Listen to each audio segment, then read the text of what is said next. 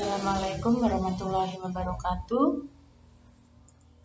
Teman-teman, apa kabar semuanya?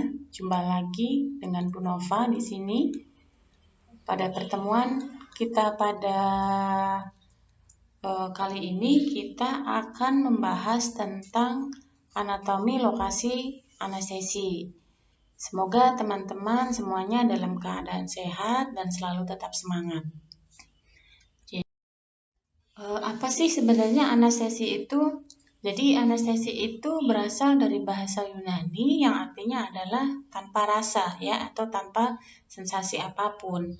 Jadi anestesi di sini dapat berupa pengurang rasa nyeri atau analgesik, kemudian relaksasi otot, kemudian amnesia dan penurunan kesadaran. Nah, ada beberapa tipe obat-obatan yang digunakan dalam anestesi, misalnya adalah general anestesi atau anestesi umum. Jadi anestesi umum di sini dia akan mensupresi atau menekan aktivitas dari sistem saraf pusat. Kemudian anestesi lokal di sini dia akan mengeblok dari transmisi dari impuls saraf ya. Jadi perjalanan impuls sarafnya atau pengiriman pesan dari sistem saraf pusat ke organ itu akan diblok. Jadi kalau anestesi lokal ya yang akan diblok adalah pada daerah tertentu itu saja. Kemudian hipnotik yang bersifat dia menenangkan, kemudian sedatif itu dia yang menekan kecemasan.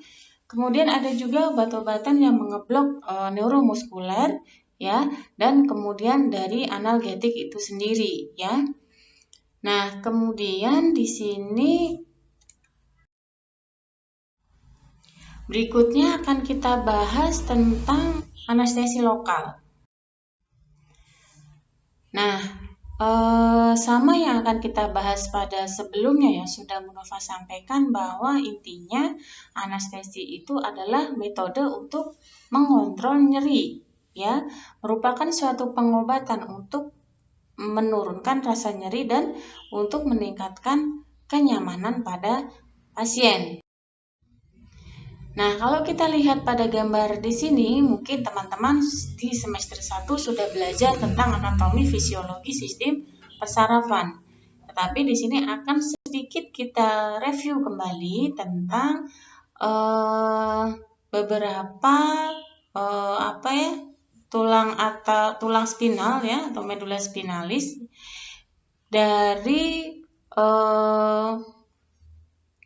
tulang torakal ya, kemudian dari servikal, torakal, kemudian lumbalis, sakral ya atau sakrum ya. Di sini kita ketahui misalnya pada servikal misalnya ada 7 misalnya.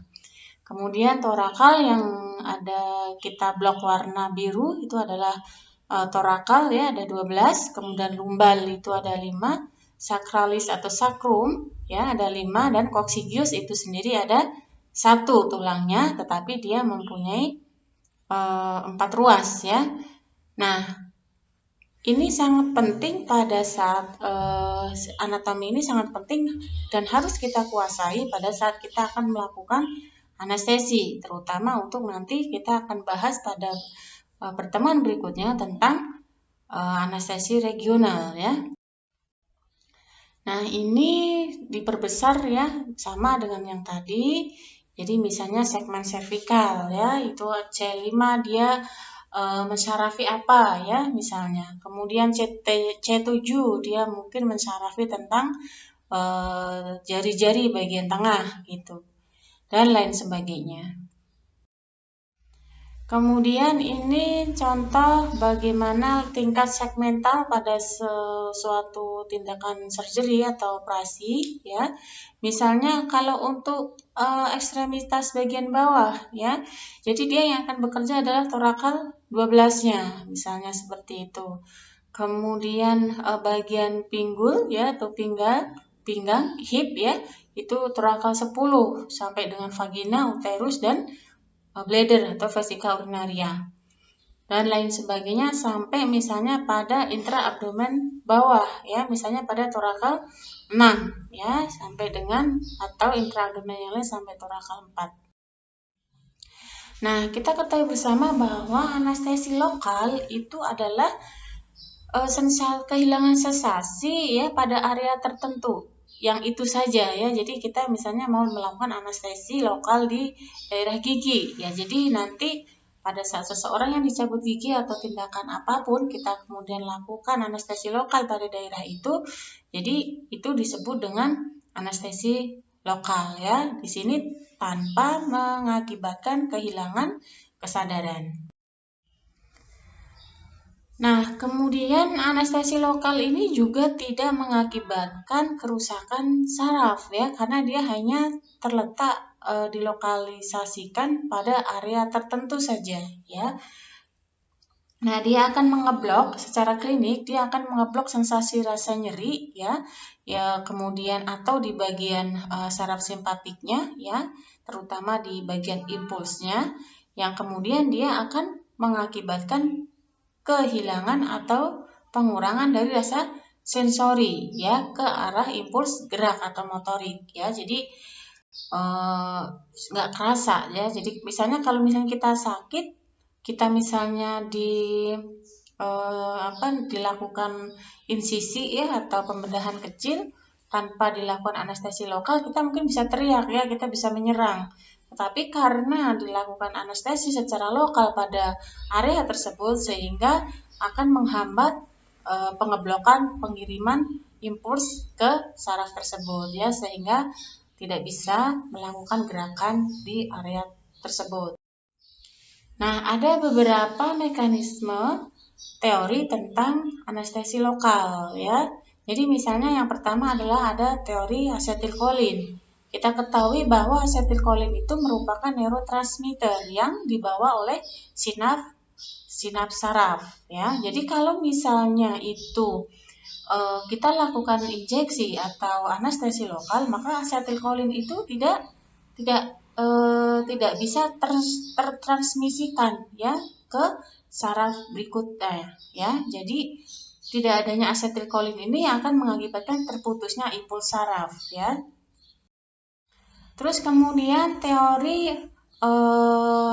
kalsium ya. Jadi berikutnya teori kalsium ini dia akan mengeblok ya. Jadi dengan adanya pengeblokan ini, kalsium ini dia akan menjadi berkurang ya, sehingga dia akan mengakibatkan kegangguan permeabilitas pada sel tersebut ya. Sehingga apa yang terjadi? Yang terjadi adalah tidak maksimalnya atau hilangnya difusi dari kalsium tersebut dalam membran sel.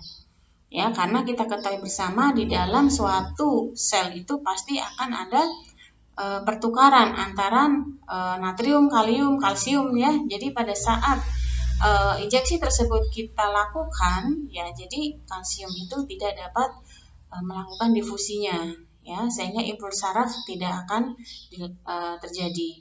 Kemudian berikutnya adalah teori repulsi ya. Apa itu teori repulsi? Jadi di sini dia akan mengakibatkan perubahan pada potensial listrik ya pada sel tersebut, sehingga mengakibatkan penurunan dari eksitabilitas dari saraf tersebut, sehingga potensial aksinya meningkat ya. Jadi kalau potensial aksinya meningkat ya, jadi dia juga akan mengganggu proses dari impuls saraf tersebut. Kemudian teori ekspansi membran atau teori perluasan dari membran. Jadi ini akan mengakibatkan penurunan dari channel kalsium ya. Nah, terus kemudian ini juga akan mengakibatkan gangguan atau transmisi ion channel tadi ya. Sehingga karena ion natrium itu tersebut tadi tidak dapat dihantarkan ya sesama membran sel itu, sehingga akan mengganggu impuls saraf tersebut. Akan lihat ini contoh obat ya, benzokain ya, kemudian dilakukan injeksi di situ. Nah, kemudian akan terjadi ekspulsi ya, membrannya dia akan melebar ya. Nah, sehingga difusi dan transmisi impuls saraf pun dia akan terganggu karena di dalam intraselnya dia juga terganggu ya. Nah, kemudian teori berikutnya adalah tentang teori reseptor ya. Jadi anestesi lokal ini dia juga akan berikatan dengan reseptor khusus pada channel natrium ya. Nah, tadi sudah sama ya dengan pertemuan pada slide yang sebelumnya bahwa dengan adanya gangguan difusi antara natrium misalnya ya dan kalsium ya, ion-ion tersebut akan mengakibatnya gangguan hantaran pada transmisi impuls saraf ya, sehingga sehingga respon nyeri tidak terjadi ya gitu. Nah, kalau kita ketahui bersama ini hanya sekedar tahu saja teman-teman. Jadi nanti teman-teman akan mempelajari tentang teknik, indikasi, kontraindikasi dari berbagai jenis anestesi itu adalah pada mata kuliah yang lain. Kita akan membahas dari segi anatomi fisiologinya.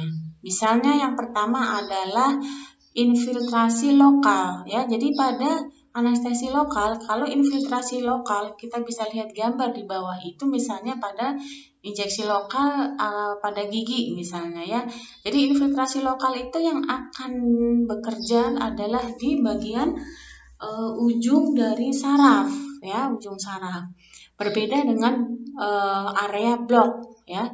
Jadi kalau area blok ini dia akan lebih lagi bekerja pada cabang dari saraf yang lebih besar ya. Nah, kalau yang ketiga itu adalah blok saraf itu dari pangkalnya. Ya, jadi kalau kita akan runtut dari atas ke bawah itu adalah nerve block ya karena dia dari pangkal, kemudian dari percabangan dari saraf itu field block, dan yang ketiga dari ujung-ujung saraf dia adalah infiltrasi lokal.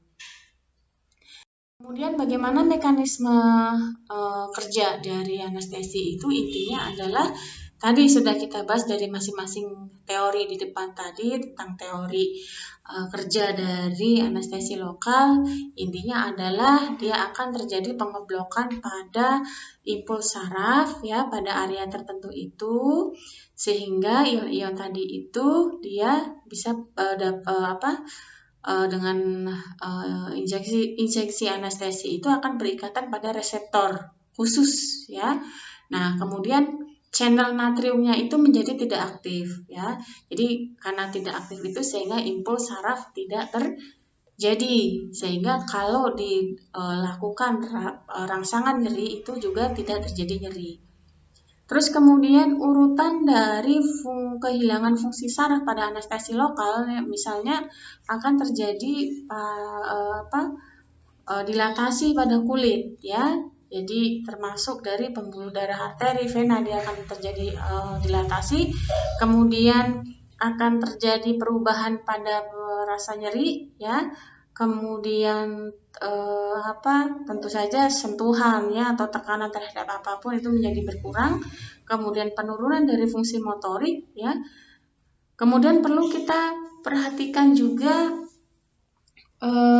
bagaimana metabolisme dan toksisitasnya atau keracunannya ya. Misalnya bisa juga anestesi lokal ini bisa terjadi toksisitas pada orang-orang tertentu. Nah, faktor yang dapat mempengaruhi terjadinya distribusi dari anestesi lokal ini tergantung dari tempat injeksinya di mana. Ya, kemudian tinggi pasien misalnya ya. Terus kemudian dari volume cerebrospinalis atau cairan otaknya seperti ini tergantung dari tempat kita mau melakukan injeksinya di mana ya. Kemudian dosis ya, kemudian posisi pasien dan lain sebagainya itu akan mempengaruhi dari efektivitas dari distribusi kerja obat tersebut. Nah, itu mungkin yang bisa Bu Nova sampaikan pengantar dari anatomi sistem untuk anestesi ya. Nanti untuk pertemuan selanjutnya kita akan bahas ke anestesi regional dan anestesi general. Sampai di sini semoga bisa dipahami oleh teman-teman. Kalau misalnya ada yang perlu didiskusikan, kita akan diskusikan melalui forum. Silakan aktif di forum. Saya akhiri. Wassalamualaikum warahmatullahi wabarakatuh.